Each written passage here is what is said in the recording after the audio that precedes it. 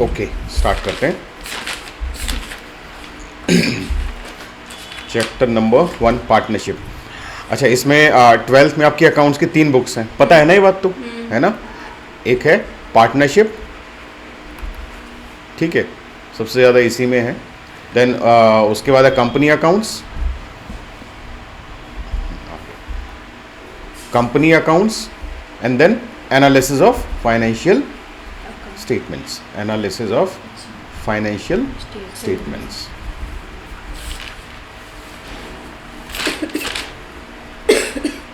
ठीक है, partnership, company accounts and analysis of financial statements. ठीक है, ये 3 हैं आपके सिलेबस में। ओके, शुरू से ही ध्यान से सुनते जाना, ठीक है। तो 11th का अगर कुछ आपकी कमी रह भी गई तो साथ साथ वो क्लियर करते जाना, राइट। काम अपना 12th क्लास में काम अपना पाइल अप करके मत रखना, पेंडिंग काम मत रखना, ठीक है। जिस दिन पढ़ाई है उसी दिन घर जाके रिवाइज कर लेना, ठीक है। ओके, शुरू करते हैं। तो पार्टनरशिप में जो आपके जो चैप्टर्स हैं, सबसे पहला चैप्टर है फंडामेंटल्स ऑफ पार्टनरशिप। इसमें बेसिक्स होंगे पार्टनरशिप के, राइट, ठीक है। उसके बाद आपका जो नेक्स्ट चैप्टर होगा वो होगा, एक होगा कैलकुलेशन ऑफ गुडविल, ठीक है। एक होगा change in profit sharing ratio. Then उसके बाद नहीं अलग चैप्टर्स हैं, अलग चैप्टर्स हैं, ठीक है। फिर उसके बाद होगा admission of partner, then retirement of partner, कोई पार्टनर रिटायर होगा तो अकाउंट्स में क्या क्या चेंजेस होंगे, डेथ ऑफ पार्टनर, ठीक है, और डिसोल्यूशन ऑफ फर्म, कि जब आप पार्टनरशिप बिजनेस आपको बंद करना है। हाँ, तो ये इतने सारे चैप्टर्स हैं, ठीक है। ओके, ये सबसे ज़्यादा मतलब कॉम्प्लेक्सिटी बच्चे इसी में फेस करते हैं, फंडामेंटल्स वाले में, राइट। ठीक है, शुरू करते हैं। ये टॉपिक्स होंगे इस चैप्टर में आपके। Definition of partnership, partnership deed के बारे में, ये CUET में भी है।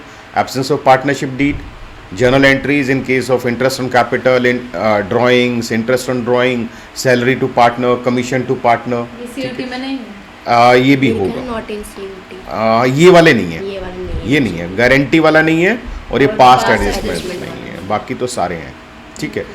Then appropriation item and charge item, ये क्या होते हैं। Profit and loss appropriation account का फॉर्मेट कैसे बनाते हैं। कैपिटल अकाउंट्स 2 तरीके से बनता है, fixed and fluctuating. Interest on drawing के बारे में क्या रूल्स एंड रेगुलेशंस है, कैसे अमाउंट कैलकुलेट होता है। इंटरेस्ट ऑन कैपिटल के रिगार्डिंग, ठीक है। Then profit and loss appropriation account बनाना, उसके क्वेश्चंस, ठीक है। And the last is guarantee, second last is guarantee, the last is past adjustments, ठीक है। ये सारे टॉपिक्स हैं जो इस चैप्टर में हैं। ओके, ये इस चैप्टर के हैं। हाँ जी ठीक है। तो 12th में तो रेडी हो जाओ जी। ये मैंने लास्ट क्लास में शायद आप लोगों को बताया भी होगा कि अकाउंट्स में कितना भी हम कम से कम करेंगे तो करीब करीब 60 to 70 क्लासेस लगेंगी, ठीक है।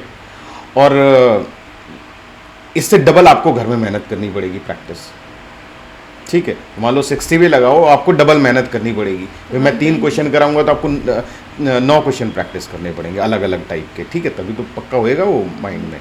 तो कितना 180 आवर्स इसमें लगते हैं अगर आपको अच्छा स्कोर करना है तो, ठीक है। ऐसे मैथ्स में है अराउंड 250 से 300 घंटे लगते हैं मैथ्स में। 3 बुक है, 2 हैं 250 to 300 आवर्स मैथ्स में लगते हैं, ठीक है।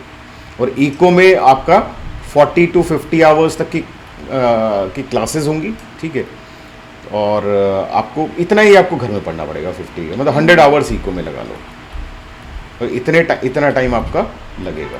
जिस दिन जो क्लासेस चल रही है वो काम करना पड़ेगा। जितना आप पेंडिंग रखते जाओगे उतना आपके लिए प्रॉब्लम होती जाएगी। इसलिए मैंने अलग से एक कॉपी बना ली कि जो काम जो साथ के साथ करते जाओगे, कॉपी भी लेके आएंगे। हाँ, साथ के साथ करते जाओगे तो बढ़िया रहेगा। जब पेपर्स भी स्टार्ट होंगे तो इजी रहेगा, हाँ, ठीक है। चलो बढ़ते हैं आगे। ओके, डेफिनेशन ऑफ पार्टनरशिप ध्यान से सुनिएगा। जैसे नेशनल इनकम की डेफिनेशन इंपॉर्टेंट थी, है ना। ऐसे इसमें भी पार्टनरशिप की डेफिनेशन इज इम्पॉर्टेंट। देखिए पार्टनरिशिप एक्ट हमारा कानून कौन सा लगता है, 1932 का, बहुत पुराना है, आज़ादी से भी पहले का कानून है, ठीक है। ओके, जिस हिसाब से मोदी जी बदल रहे हैं सारे कानून, लग रहा है इसका भी नंबर आएगा ही किसी दिन, ठीक है। तो according to section 4 of companies act,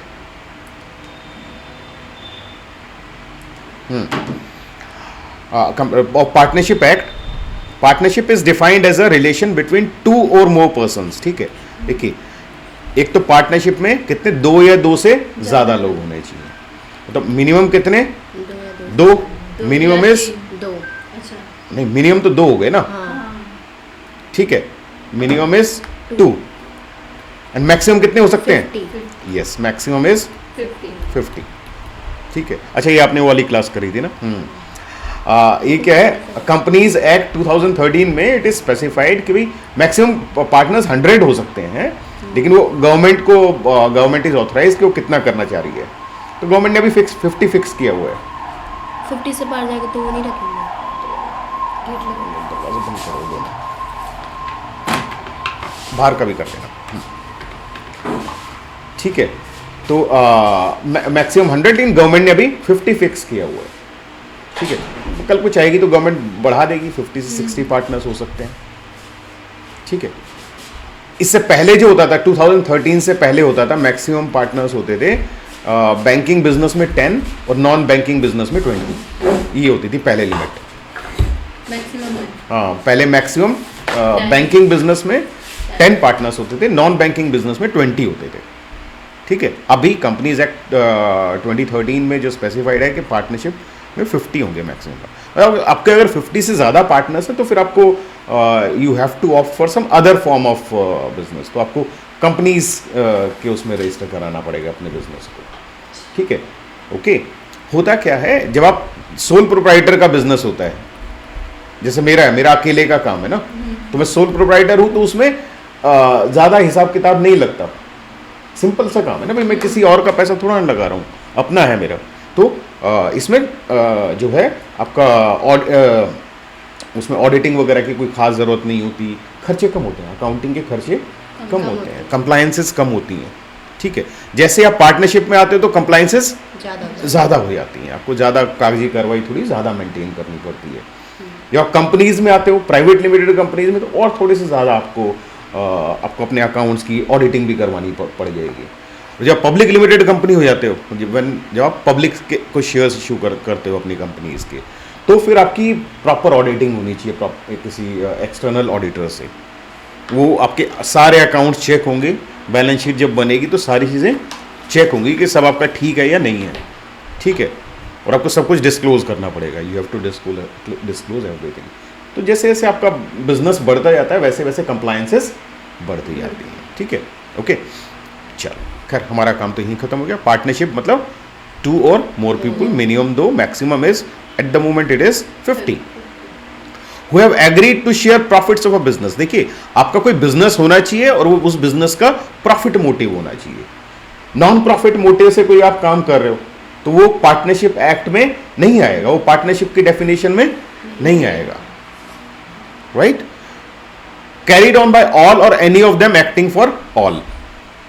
हो सकता है बिजनेस सारे पार्टनर्स कंडक्ट कर रहे हो सकता है कुछ एक्टिव पार्टनर्स है, कुछ इनएक्टिव पार्टनर्स है। सपोज हम तीनों पार्टनर्स बने किसी बिजनेस में, तो सृष्टि ने सिर्फ इन्वेस्ट किया हुआ है, ठीक है, लेकिन वो कभी उसमें एक्टिविटीज़ में पार्ट नहीं लेती क्योंकि उसका अपना काम है, वो अपना काम संभालती है, ठीक है। तो स्टिल ये पार्टनर तो फिर भी है ना, वो day to day business activities में नहीं, ठीक है। हाँ, तो जो भी उसका एग्रीमेंट में प्रॉफिट है वो उतना उसको प्रॉफिट मिलेगा ही मिलेगा। And both of us we are active partners, ठीक है। तो हम जो भी कहीं कुछ करेंगे तो वो उसके लिए शी इज ऑल्सो लाइबल, ठीक है। इसको वो बोलते हैं प्रिंसिपल एजेंट रिलेशनशिप होती है पार्टनर्स की, ठीक है। आगे करेंगे और डिटेल में, ठीक है। ओके, तो this is about definition of partnership. एक बारी ध्यान से पढ़ लो।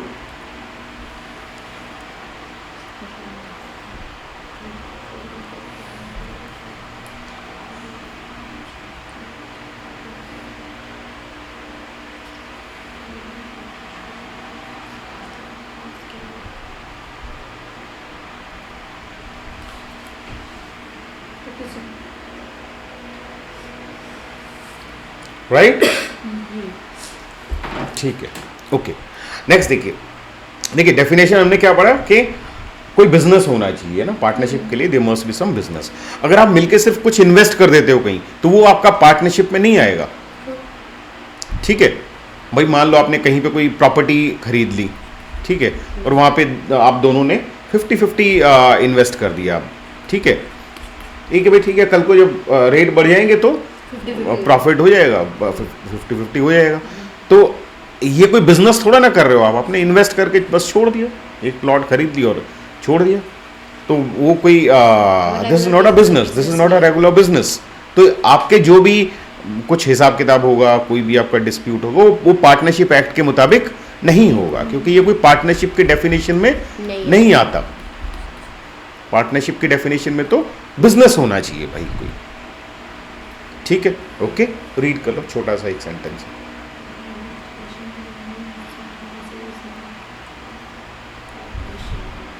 ठीक है, नेक्स्ट देखिए पार्टनरशिप डीड। देखिए जब भी आप पार्टनरशिप में बिजनेस करेंगे तो कोई ना कोई बीच में एग्रीमेंट होना चाहिए ना, तो partnership deed is an agreement. ठीक है, अच्छा ये एग्रीमेंट जो है आपका रिटर्न भी हो सकता है और वर्बल भी हो सकता है, रिटर्न भी हो सकता है और वर्बल भी हो सकता है। ठीक है, लेकिन प्रेफरेबली रिटर्न होना चाहिए, है ना, कोई चीज़ें लिखित में हो तो ज़्यादा अच्छा रहता है ना। ठीक है, कल को कोई डिस्प्यूट होगा तो राइटिंग में ना, मुंह की बोली हुई तो मना कर देंगे कि मैंने तो नहीं बोला था ऐसा, है ना। अगर कुछ हुआ तो उसके लिए तो वो चाहिए होता हाँ, ना, तो रिटर्न में चाहिए होता ना। हाँ, तो रिटर्न इज ऑलवेज प्रेफरेबल, लेकिन कोई मैंडेटरी नहीं है, कोई मैंडेटरी नहीं है, पार्टनरशिप डीड मैंडेटरी नहीं है। ठीक है, ओके, सभी रिटर्न में ही करते हैं। ठीक है, तो what is partnership deed? It's an agreement between partners having all details, उसमें पूरी डिटेल होती है, भाई ये पार्टनर है, पार्टनर ए, उसका एड्रेस ये है, पार्टनर बी है, उसका ये है, ठीक है, हम ये बिजनेस करेंगे, ठीक है, इस पार्टनर को इतना प्रॉफिट में हिस्सा मिलेगा, इस पार्टनर को इतना कमीशन मिलेगा, इस पार्टनर को इतनी सैलरी मिलेगी, ब्ला ब्ला ब्ला, सारी डिटेल्स बिजनेस के बारे में सब उसमें होती है। ठीक है, okay, next, the partnership act doesn't require that agreement must be in writing, right, इसीलिए मैंने बोला कि वो रिटर्न वर्बल दोनों हो सकता है। ठीक है, okay, next is the deed should be prepared properly, drafted and prepared as per the provisions of Stamp Act and preferably registered with the registrar of firms। लेकिन ये preferably आपको प्रॉपर अपना स्टैम्प एक्ट के मुताबिक अपना return में partnership deed बनवाना चाहिए और उसको रजिस्टर भी करवाना चाहिए रजिस्ट्रार ऑफ फर्म से, ताकि आपको कोई रजिस्ट्रेशन मैंडेटरी नहीं है, इवन बिजनेस का रजिस्ट्रेशन इज नॉट मैंडेटरी, लेकिन आपको रजिस्ट्रेशन करवाना चाहिए, वो ठीक रहता है। ठीक है, कल को कोई डिस्प्यूट हो जाए तो आपका बिजनेस अगर रजिस्टर्ड नहीं है तो आप किसी के अगेंस्ट अपने बिजनेस के नाम से केस नहीं कर पाओगे ना भाई। आपका बिजनेस रजिस्टर्ड ही नहीं है, तो अब मैं बोलूँ AVL इंस्टीट्यूट, लेकिन वो रजिस्टर्ड नहीं हो कहीं प्रॉपर, तो AVL इंस्टीट्यूट नाम की चीज़ तो एग्जिस्ट नहीं करती ना कहीं, है ना। तो मुझे अगर किसी के ऊपर कोई, अगर मेरे साथ किसी ने कोई गड़बड़ की है, I have to sue that person, how will I do? Institute के नाम से तो मैं नहीं कर सकता ना, क्योंकि रजिस्टर्ड ही नहीं है, राइट। लेकिन कोई दूसरा करना चाहे तो कर सकता है, तो ये ड्रॉबैक रहता है। तो इसलिए हमेशा इट इज़ प्रेफरेबल कि आप बिजनेस का रजिस्ट्रेशन करवा लें, पार्टनरशिप डीड भी आपके रजिस्टर्ड हो। ठीक है, ओके, सिंपल सी बातें हैं, तो पढ़ लो।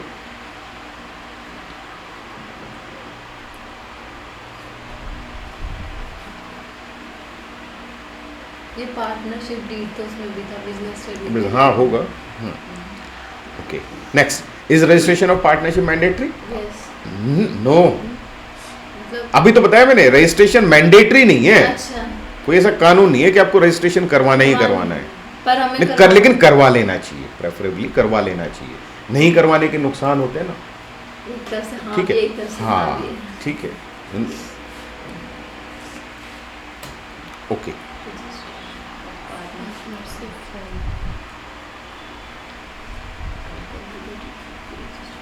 है ना, ये वाली चीज़ जो मैं आपको बता रहा था कि an unregistered firm can not sue outsiders, although outsiders can sue the firm. ये बाहर वाले लोग तो बोलेंगे ना, भाई हमने आपका बोर्ड भी देखा था, सब कुछ देखा था, तब आपके साथ बिजनेस किया था, तो वो तो कर सकता है, लेकिन आप कैसे करोगे? ठीक है, नेक्स्ट।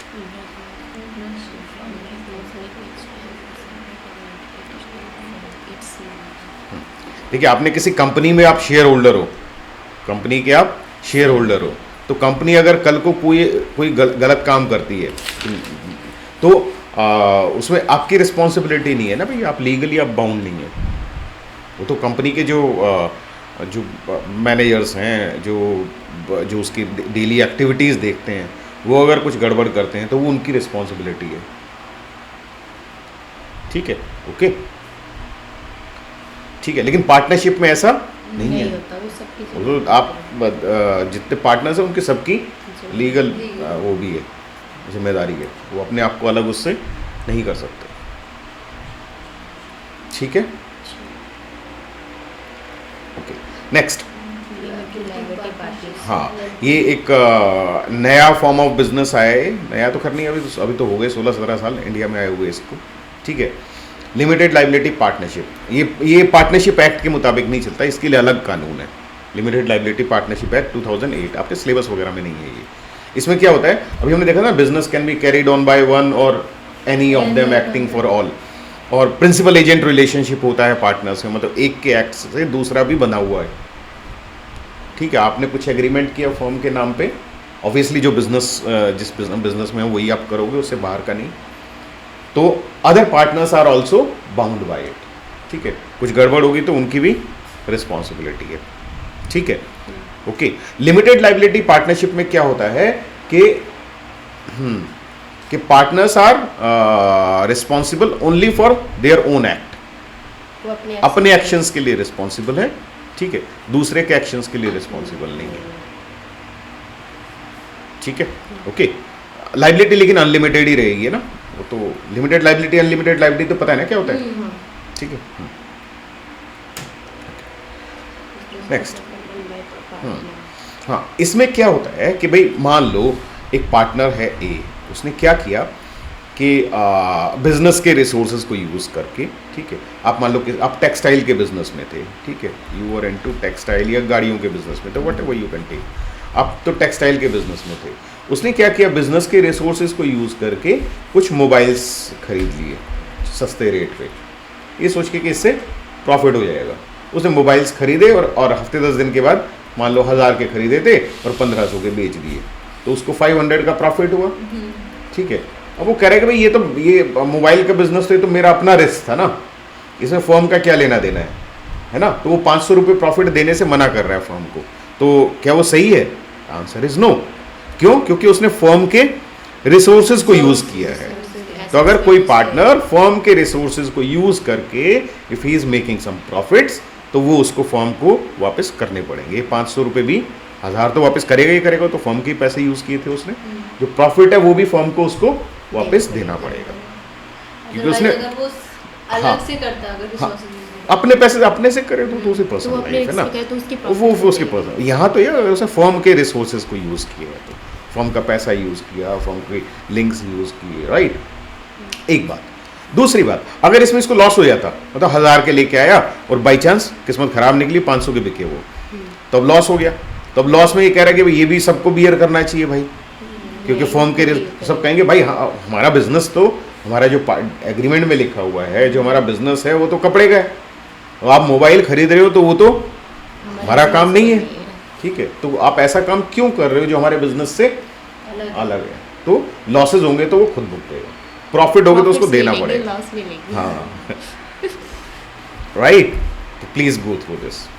सर, फर्म और कंपनी में क्या डिफरेंस है? नहीं, पार्टनरशिप के केस में हम फर्म बोलते हैं, और कंपनी के केस में वो जो कंपनीज एक्ट के सोल प्रोप्राइटर होता है। नहीं, सोल प्रोप्राइटर भी तो प्रोप्राइटरशिप फर्म हुई वो।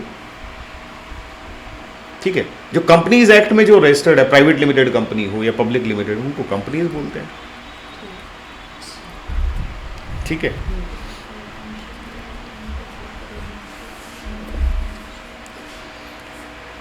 क्या कि if a partner derives any profits for himself from any transaction using property or business connection of the firm or firm name, he shall pay it to the firm. मतलब कुछ ही profit कमाया तो firm का इस्तेमाल करके, तो वो firm को वापस देना पड़ेगा। ठीक है, ओके। चलो नेक्स्ट वाला तो छोड़ भी सकते हो आप, आता नहीं एग्जाम में नेक्स्ट सेंटेंस। ठीक है, अच्छा अभी ये मैं 2-3 स्लाइड्स और कंप्लीट कर लेता हूँ, फिर उसके बाद आप ये TS ग्रेवाल या DK गोयल से कुछ क्वेश्चंस कर लेना। ठीक है, ये मैं ऐड भी कर दूंगा ये ना क्वेश्चंस इसमें। ठीक है, इस चैप्टर में थ्योरी है? नहीं शुरू में थ्योरी बेस है। ओके। ठीक है, फिर प्रैक्टिकल्स आ जाएंगे। ठीक है, ये तो वो वाला है, लॉस हुआ उसकी वजह से, तो उसकी मिस्टेक से, तो उसको देना चाहिए। ओके, ये ठीक है, इसके भी एग्जांपल्स कर लेंगे। Next, minor as partner. देखो minor can be partner in profits of firm but not losses. ठीक है, फर्म को प्रॉफिट होंगे तो उसमें उसका हिस्सा मिलेगा, लेकिन लॉसेस में नहीं, क्योंकि बच्चा है ना, तो भाई वो you can not take decisions, right. ठीक है, तो minor can be a partner in profits but not in losses. ठीक है, लेकिन द रूल सेज कि जैसे ही वो मेजर हो, मतलब 18 क्रॉस करे, तो हाँ जैसे एडल्ट हो जाए तो उसको फिर loss भी 6 मंथ्स के अंदर उसको बताना पड़ता है कि whether you want to continue as a partner or you don't want to continue. ठीक है, ओके। अगर वो नहीं बताया अपनी मर्जी और बाई चांस फर्म को लॉसेज हुई, तो लॉसेज में भी उसको मिलेगा। भाई अब तो बड़ा हो गया ना, अब तो बड़ा हो गया। ठीक है, तब बच्चा था तब लॉसेज नहीं थे, लेकिन अब बड़ा हो गया तो बोलेगा नहीं मुझे तो करना ही नहीं था बिजनेस, तो नहीं करना, तो बताना था ना 6 महीने के अंदर अंदर। रूल से इसके 6 महीने के अंदर अंदर ही has to give his wish कि उसको कंटिन्यू करना है या नहीं करना है। ठीक है, प्लीज़ देख लो।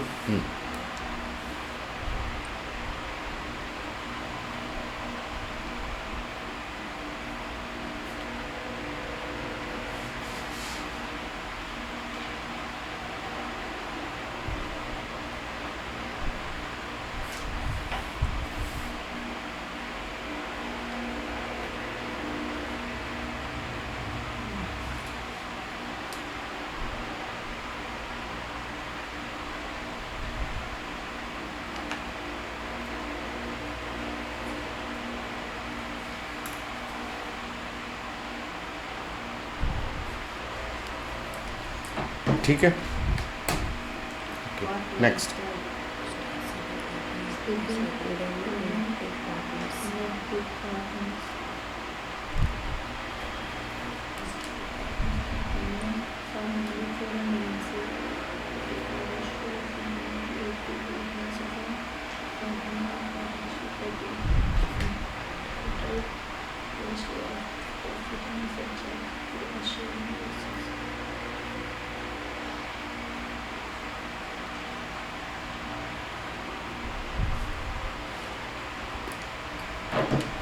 ठीक है, हाँ। ऑस्टेंसिबल पार्टनर मतलब ओनली फॉर द, सिर्फ नाम के लिए होता है, उनको कोई और लेना देना नहीं होता। ये sleeping dormant inactive partner who do not take part in regular day to day business. ठीक है, ये भी this is also we have covered कि मिनिमम 2 होना चाहिए, maximum is 50 as per section 464 of companies act 2013। ठीक है, मैक्सिमम 100 तक हो सकते हैं, जैसे बात करी थी ना हमने। ठीक है, हाँ ठीक है। नेक्स्ट तीसरी बात इसमें है admission of a partner has to be a unanimous decision.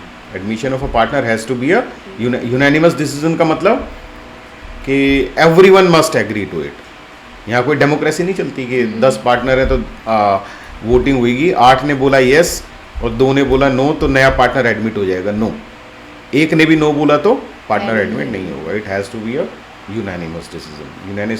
Unanimous मतलब सबकी मर्जी से। ठीक है, agency relationship, this also we have covered.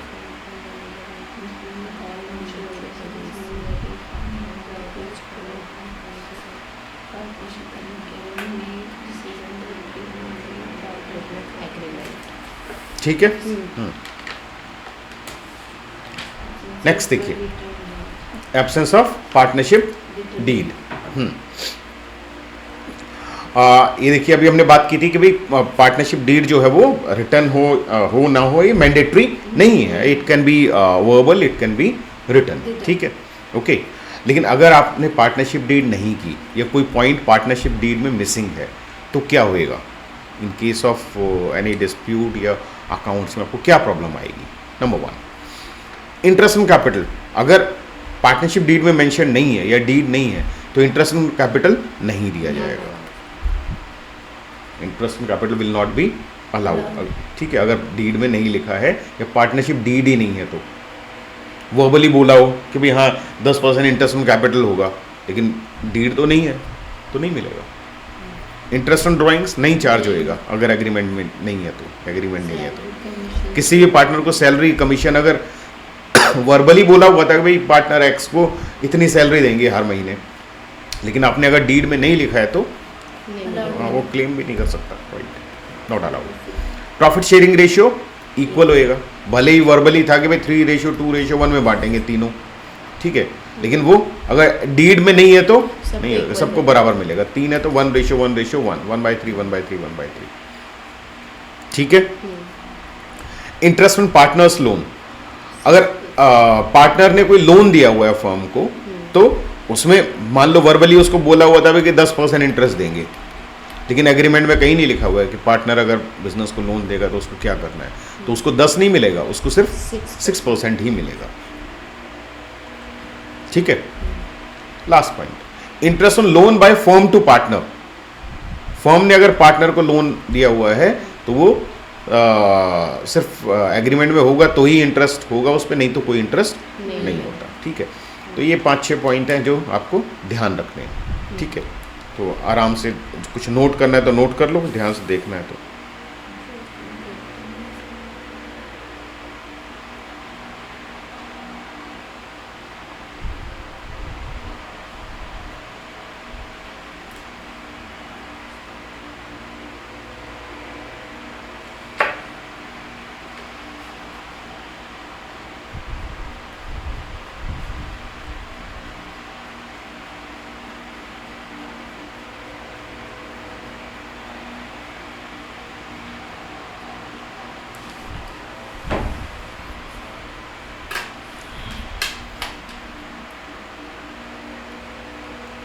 Done, बढ़ू आगे।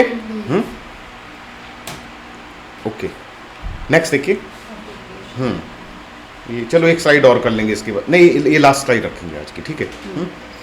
Okay, next is appropriation item and charge item. ये क्या होता है?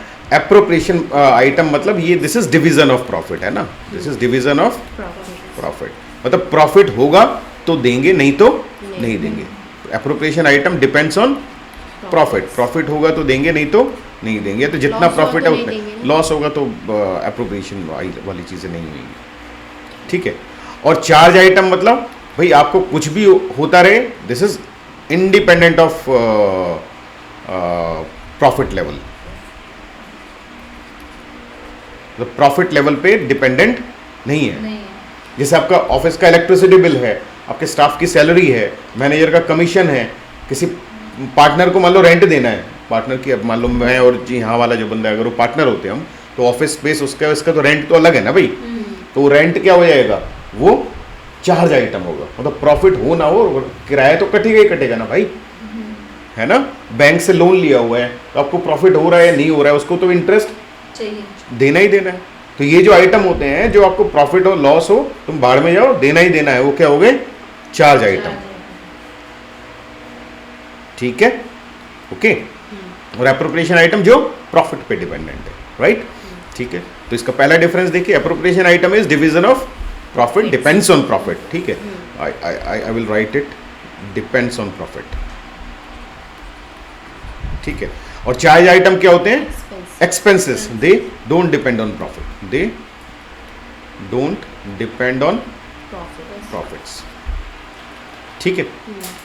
एक चार्ज आइटम कहाँ आते हैं, अकाउंट्स में हम कहाँ शो करते हैं, प्रॉफिट एंड लॉस अकाउंट में, ठीक है।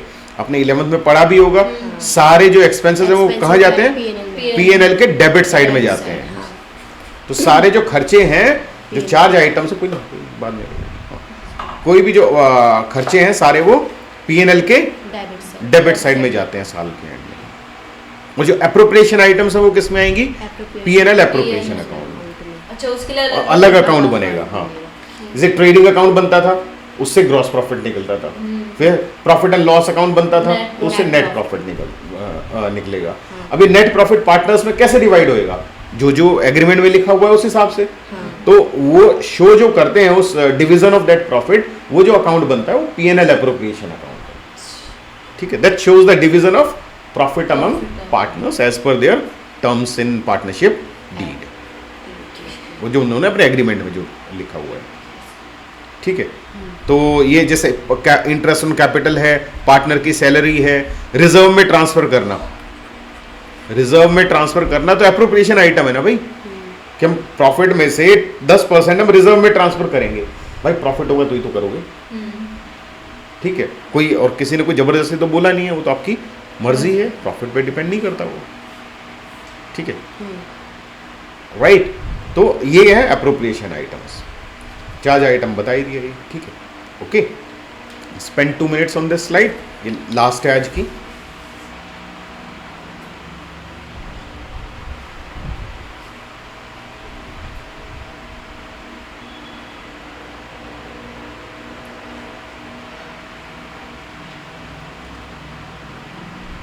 ठीक है, okay.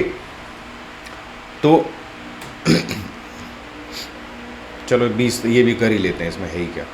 Rent of partners premises and interest on partners loan, ये चार्ज आइटम है ना।